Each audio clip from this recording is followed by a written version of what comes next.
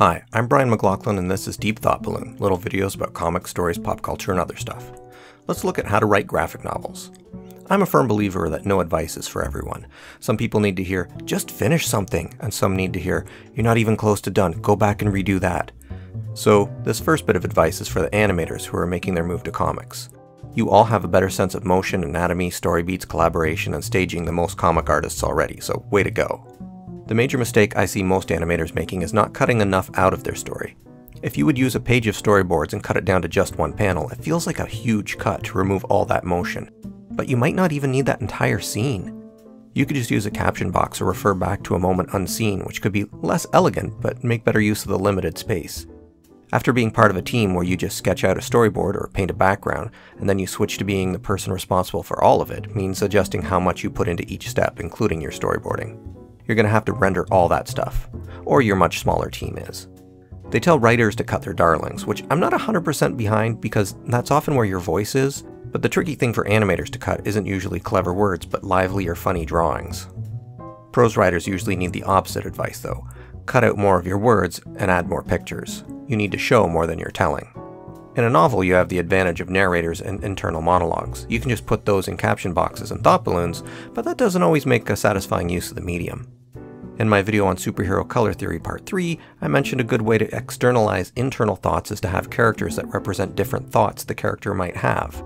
A lot of TV shows and movies do this, having characters that represent different aspects of the main hero. Comedy writers refer to them as the robot, animal, and child, but you can think of them as the head, heart, and gut, or id, ego, and superego, whatever helps you separate our different motivations. You can use any group though, whether based on elements or the deadly sins. When these characters talk to each other, they represent the different thoughts the character would have in their head, but we get it as dialogue instead of caption boxes or thought balloons. Then the main character can make up their mind by deciding which aspect of themselves they're going to listen to. Contrasting opinions are visualized with personality. In my Real Friends video, I talked about how objects can be used to convey things without words.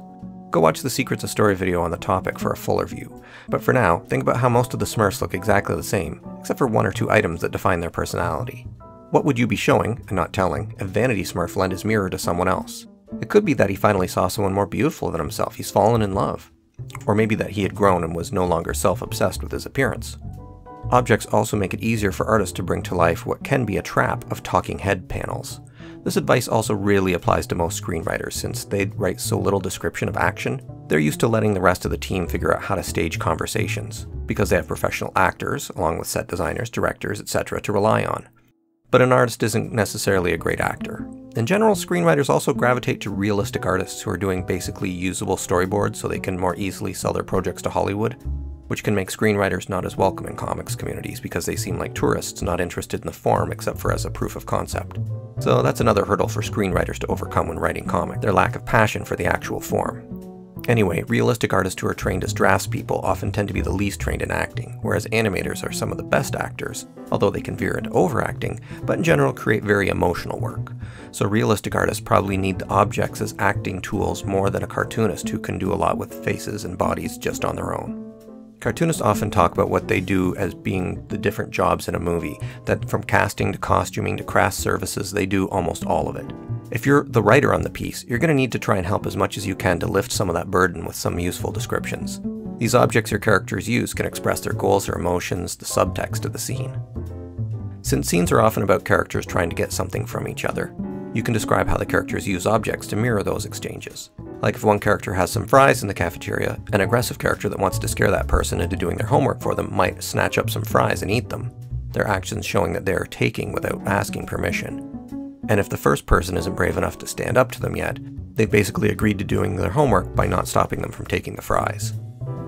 Likewise, you can show a close friendship with two characters who share fries without ever having to talk about it. They just share everything. Or the fries are a bribe for another character, and if they accept the fries, they're accepting doing the favor for the other person.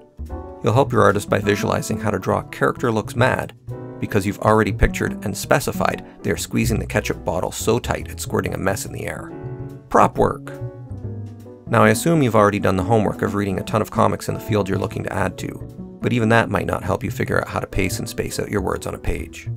I recommend taking your pages of dialogue and placing them into actual art files.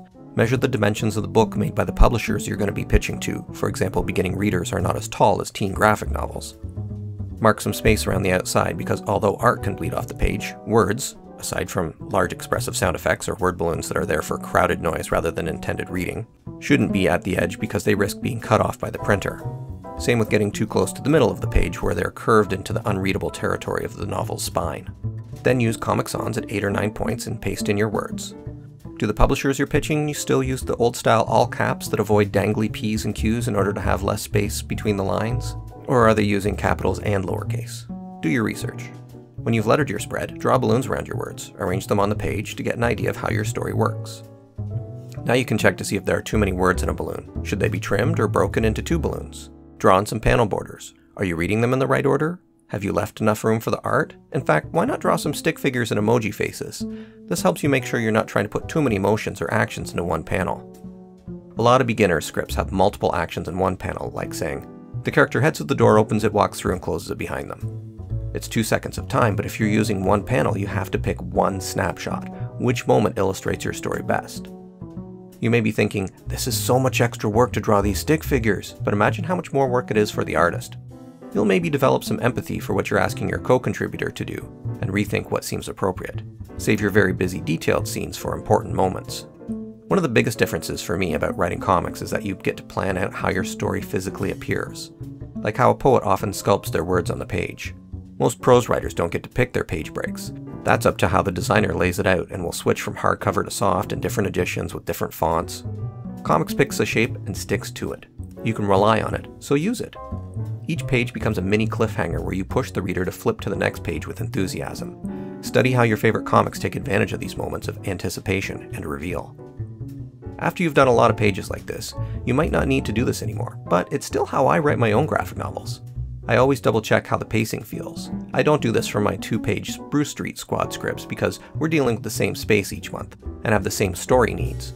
I'm probably not going to ask the artist to draw a silent double-page spread like I might if I was planning a longer graphic novel.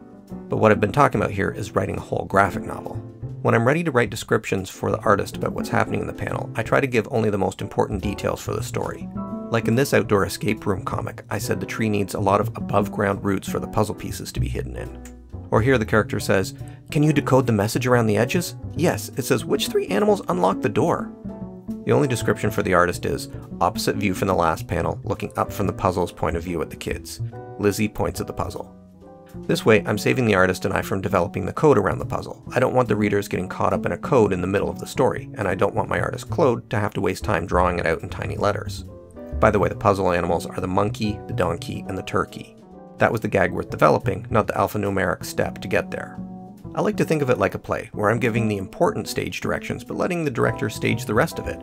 But I try to give a reason for my directions, like, have a down shot so the character looks small and unimportant. When you explain your thinking, your artist understands your goals and can help you in ways you might not have thought of, like where to place shadows, or what colors to use in the scene, or whether to use panel borders, etc. It's especially important to treat your artist as a co-conspirator who's in on your story. So if there's something that's going to be important later on, let them know. Don't treat them like a reader who should be in suspense. Don't make an artist search through the script to find details from way earlier or later in the story. Spell it out for them. When describing things, try to be specific. A bad instruction is a generic, "he looks tough." A good one is more specific. He's beefy, like Sang-Hwa from Train to Busan, or he's wiry and seen some tough days, like Iggy Pop. Both are tough, but which one suits your character? Also, don't tell us what he isn't. He looks tough, but not with an eye patch or scar or something cheesy like that. That puts all the work on the artist. Come up with your own description, like he has bandages over his left ear from a recent fight, a row of piercings along his right ear that weren't torn out in that fight, and bruises all over his face. Or he holds a nail in his teeth like a cigarette. If your story is set in a world very different from most people's lived experiences from who would likely be illustrating the book, include as much as you can in searchable descriptions. Include photos and research that you've done. Because as someone who does both writing and art, I can promise you that writing takes a lot less time and effort than drawing the same scene. Be the story's set dresser, location scout, costume designer, whatever you can do to help. Usually the artist gets the final say. If you've picked an extremely detailed outfit that they have to redraw a lot, they may choose to simplify it. But if it's important to you, put together a package of labeled reference materials and point out what needs to be in there for your story so it doesn't get cut. Do a mood board. Suggest songs that give the vibe of the scene. Your artist might not find it helpful, but it's often better for them to have the support and not use it than be left without it. Most of the time, they'll really appreciate it, and a well-prepared happy artist is more likely to bring life to your project, not just illustrate it. I hope that advice helps you feel more prepared to take on the task of writing your own graphic novels. Good luck and keep thinking deep thought balloons.